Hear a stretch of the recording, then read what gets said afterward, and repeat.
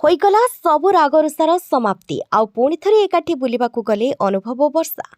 ତେବେ ଦର୍ଶକ ବନ୍ଧୁ, ଅନୁଭବ ଓ ବର୍ଷା ପରସ୍ପରକୁ ପୂର୍ବରୁ କେତେ ଯେ ଭଲ ପାଉଥିଲେ ଏକଥା ତ ଆପଣମାନେ ନିହାତି ବେଶ୍ ଭଲ ଭାବରେ ଜାଣିଥିବେ ନିଶ୍ଚୟ।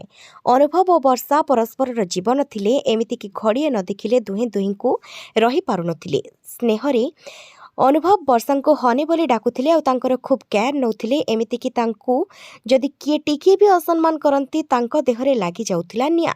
କାହିଁକି ନା ଜୀବନ ଥିଲେ ବର୍ଷା ତାଙ୍କର। ଆଉ ଦୁହେଁ ଅନେକ ସମୟରେ ଏକାଠି ବୁଲିବାକୁ ଯାଉଥିଲେ, ଅନେକ ସମୟ ବିତାଉଥିଲେ।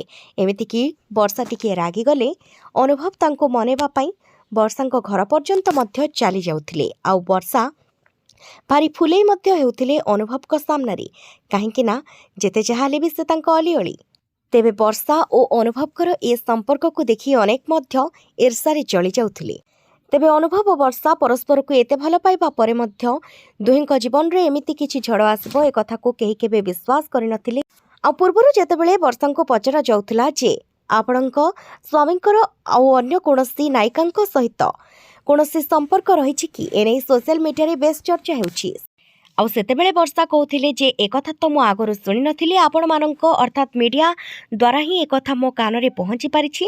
କିନ୍ତୁ ମୋ ସ୍ୱାମୀ ଏମିତି ବିଲକୁଲ ବି ନୁହନ୍ତି, ସେ ମୋତେ ବହୁତ ଭଲ ପାଆନ୍ତି, ଏମିତି କିଛି କଥା କହିଥିଲେ ବର୍ଷା ପ୍ରିୟଦର୍ଶିନୀ। ଆଉ ଏ ସବୁ କଥାକୁ ଆଭଏଡ୍ ମଧ୍ୟ କରିଦେଇଥିଲେ।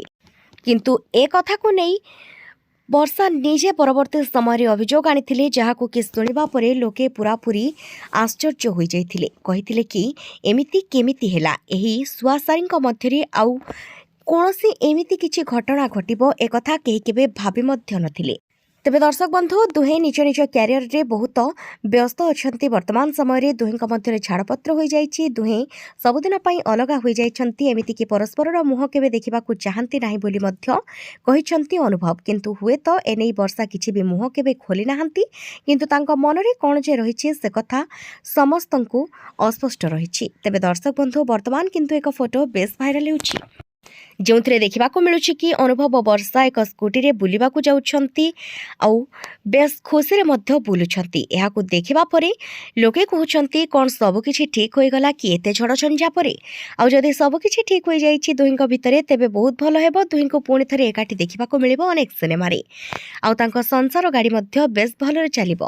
କିନ୍ତୁ ଦର୍ଶକ ବନ୍ଧୁ, କହି ରଖିବାକୁ ଚାହିଁବୁ କି ସେମିତି କିଛି ବି ହୋଇନାହିଁ। ପ୍ରକୃତରେ ଏହି ଫଟୋଟି ହେଉଛି ତାଙ୍କ ସୁଟିଂ ସମୟର, ଯାହାକି ତାଙ୍କ ପୁରୁଣା ଦିନର ଫଟୋ, ଆଉ ଯାହାକି ବର୍ତ୍ତମାନ ସମୟରେ ଏତେ ମାତ୍ରାରେ ଭାଇରାଲ ହେଉଥିବା ଯୋଗୁଁ ବର୍ତ୍ତମାନ ଦୁହିଁଙ୍କୁ ପୁଣି ଥରେ ଏକାଠି ଦେଖିବେ ବୋଲି ଲୋକେ ଭାବୁଛନ୍ତି। କିନ୍ତୁ ସେମିତି କିଛି ବି ହୋଇବ ନାହିଁ। ଏହା ହେଉଛି ତାଙ୍କର ଏକ ପୁରୁଣା ଫଟୋ।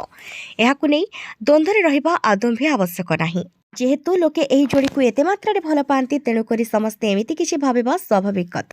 ଦେଖାଯାଉ ଏହି ଘଟଣା ଆଗକୁ କେଉଁ ମୋଡ଼ ନେଉଛି। ଜୟ ଜଗନ୍ନାଥ।